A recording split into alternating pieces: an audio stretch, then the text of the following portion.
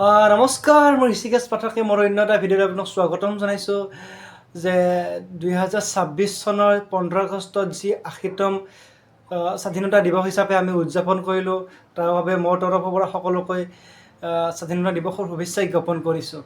যে কথাটো হ'ল যে এইবাৰ যি 80তম স্বাধীনতা দিৱস উদযাপন কৰিলোঁ আমি, এইবাৰৰ দিনটোত ভাৰতবৰ্ষৰ কোনো এটা বছৰত নোহোৱা এটা ঘটনা ঘটিছে, যিটো আমি ঐতিহাসিক ঘটনা বুলি ক'ব পাৰোঁ।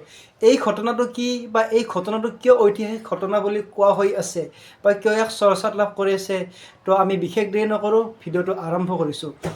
যে আমাৰ ভাৰতবৰ্ষখন স্বাধীনতা লাভ কৰিছিলে 1947 চনৰ 15 আগষ্টৰ তাৰিখে। তো আজিৰ দিনটোত আমি অৰ্থাৎ 2026 চনৰ 15 আগষ্টত আমি 80তম স্বাধীনতা দিৱস হিচাপে পালন কৰি আহিছোঁ। কিন্তু এইবাৰ কি হৈছে যে আমি ইয়াতে আৰু এটা কথা মই উল্লেখ কৰোঁ যে আমি স্বাধীনতা দিৱসত কি গান গাওঁ, যে ৰাষ্ট্ৰীয় সংগীত অৰ্থাৎ জনগণ মন যি সংগীত আছে, সেই সংগীতটো আমি পৰিৱেশন কৰা হৈ আছিলে। আজি 79 বছৰে এই সংগীতটো গোৱা হৈ আছিলে। আৰু ইয়াতে এটা কথা কওঁ যে আমাৰ ৰাষ্ট্ৰীয় গীত আৰু ৰাষ্ট্ৰীয় সংগীত বেলেগ বেলেগ। যে ৰাষ্ট্ৰীয় গীতটো হৈছে বন্দে মাতৰম আৰু ৰাষ্ট্ৰীয় সংগীতটো হৈছে অসমৰ জনগণ মন, সেইটো হৈছে ৰাষ্ট্ৰীয় সংগীত। ৰাষ্ট্ৰীয় সংগীতটো কোনে গাইছিলে? ৰবীন্দ্ৰনাথ ঠাকুৰে। আৰু বন্দে মাতৰমটো যিটো ৰাষ্ট্ৰীয় গীত, সেই গীতটো গাইছিলে বংকিম চন্দ্ৰ চট্টোপাধ্যায়ে।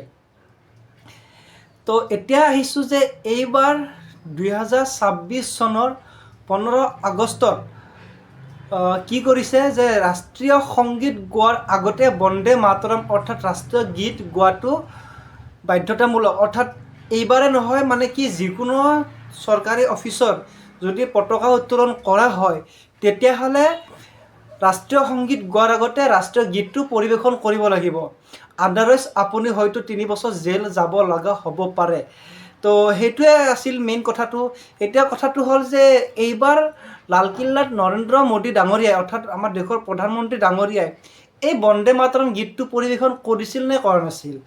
তো বহুতৰ প্ৰশ্ন হৈছে বা বহুতে জানিছে বা গম পোৱা নাই। আচলতে তেওঁ এইবাৰ কি কৰিছে যে ৰাষ্ট্ৰীয় সংগীতটো গোৱাৰ আগতে বন্দে মাতৰম গীতটোৰ 6টা স্তৱক গাইছে, তাৰপিছত ফ্লেগখন অ'পেন কৰিছে বা ওপৰত উঠি দিয়া হৈছে। তাৰপিছত ৰাষ্ট্ৰীয় সংগীতটো যি 52 ছেকেণ্ডৰ ৰাষ্ট্ৰীয় সংগীত গোৱা হয়, সেই সংগীতটো গোৱা হৈছে। আৰু এইখিনিতে এটা কথা কওঁ যে ৰাষ্ট্ৰীয় সংগীতটো গোৱাৰ সময় হৈছে 52 ছেকেণ্ড। আজি 79 বছৰে ৰাষ্ট্ৰীয় সংগীতক মৰ্যাদা দিয়া হৈছিলে। কিন্তু এটা কথা কওঁ যে 1950 চনৰ সংগীত আৰু ৰাষ্ট্ৰীয় গীত দুয়োটাকে সাংবিধানিক মৰ্যাদা দিয়া হৈছিলে। অৰ্থাৎ বন্দে মাতৰম আৰু যি জনগণ মন ৰাষ্ট্ৰীয় সংগীত দুয়োটাকে কিন্তু সংবিধানে মৰ্যাদা দিছিলে। কিন্তু আজি ইমান বছৰে এই বন্দে মাতৰম গীতটো পৰিৱেশন কৰা হোৱা নাছিলে, অকল ৰাষ্ট্ৰীয় সংগীতটোহে পৰিৱেশন কৰা হৈছিলে। কিন্তু এতিয়া 2026 চনত নতুনকৈ এটা এক্টৰ অনুসৰি যিকোনো চৰকাৰী অফিচত যদি ৰাষ্ট্ৰীয় সংগীতটো নেশ্যনেল ফ্লেগখন যদি হোষ্টিং কৰা হয়, তাৰে আগতে ৰাষ্ট্ৰীয় গীত বন্দে মাতৰম গাব লাগিব, তাৰপিছত ৰাষ্ট্ৰীয় সংগীত জনগণ মনটোহে গাব লাগিব।